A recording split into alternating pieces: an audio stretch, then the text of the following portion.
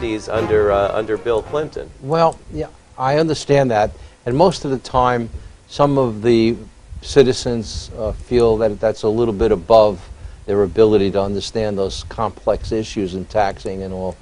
But one of the things that, you know, because we're families and children, one of the things that bothers me so much, that in this wealthiest country, there are children that go to bed hungry in this country. That is a shame. That is appalling. Shame on America that children go to bed hungry, without clothes, without ability to go to school, right? Without shoes. That should not happen. It should not happen in the wealthiest country in the world. Why? Because, and I believe the special interests, and whomever they are sapping that money instead of having a conscience, a moral obligation to the young children in this country to be able to survive. And I see it in certain areas. Florida is devastated. All right, in the Appalachians, they're devastated. Children are walking around barefooted.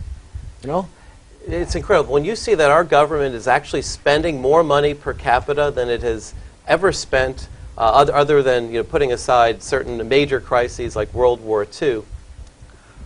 It is amazing when you see how much money the government is spending per capita.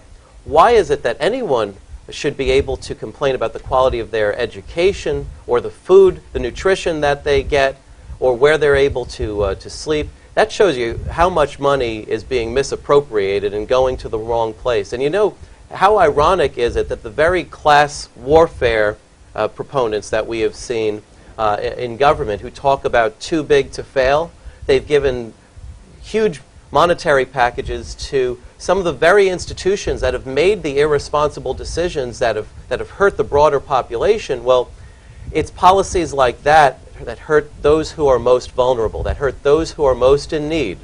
And when you suggest that there are some entities that are too big to fail and you push policies like those, well, then the flip side of that is you're suggesting that there are others out there who are too small to matter. Government should never be saying that. Very well put. Very, very well put. Thanks. And very apropos to our society today. You know, we know about some of the banking crises that we have right now. Why does that still go on? I mean, I thought we were going to be able to, on both sides of the aisle, why do they allow that to happen? Companies losing billions of dollars. I don't understand that. Why does the politicians still allow that to go on? Well, that goes to the point that I was making before. When you suggest that our policy should be essentially too big to fail, well, you can expect failure to proliferate. You could expect, when people get the lesson from government policy that they can make irresponsible decisions and escape the consequences by a government bailout, well, you can expect more irresponsible decisions down the line. You know, Fannie and Freddie's collapse, the housing market's collapse, which was largely the cause of this financial crisis, came about after you had so many of our elected officials who sat on the Financial Services Committee, and this included Carolyn McCarthy, who were actually voting to block reforms of both of those entities that could have done a great deal to dispel the crisis before it hit us.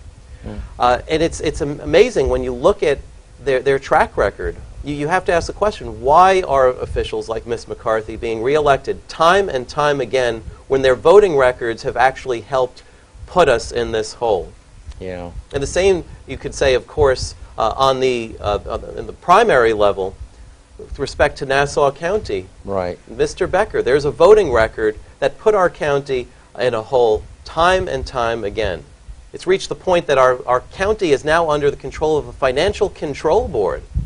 This is not someone whose voting record merits promotion to Congress. Well, we're almost at the end of our show. I guess you want to tell your potential constituents, the people who are going to vote for you in the primary, you've told them what you stand for, you told them what you believe. I think you conveyed a message of honesty and forthcoming in all these issues. Tell them and invite them to vote their conscience, obviously. Talk to them directly. What do you want to say to them? Well, thank you. Well, I want to reiterate what I said earlier. And first, of course, thank you, Sal, for having me here today to give me this opportunity to speak to all the good people of the 4th Congressional District. You know, so many of us in Nassau County have been clobbered by the cost of living that has driven so many of our people out, from the seniors to their grandchildren. And of course, so many of those who are in between have been squeezed in the process. I want you to know that it doesn't have to be this way. The boss-driven politics that time and time again has given you substandard choices for government on both sides of the aisle doesn't have to be the way we do business in Congress. And I will tell you, we're going to have an honest discussion over the next 5 weeks for this seat.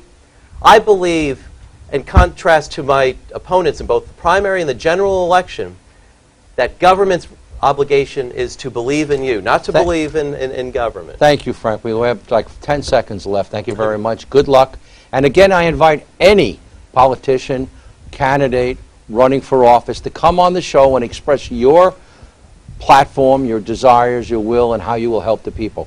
MNOWtv and Families and Children Really Matter help families and children, and that's what we want to do. We want to get the politicians on the road to helping the families of Long Island and New York State. Thank you.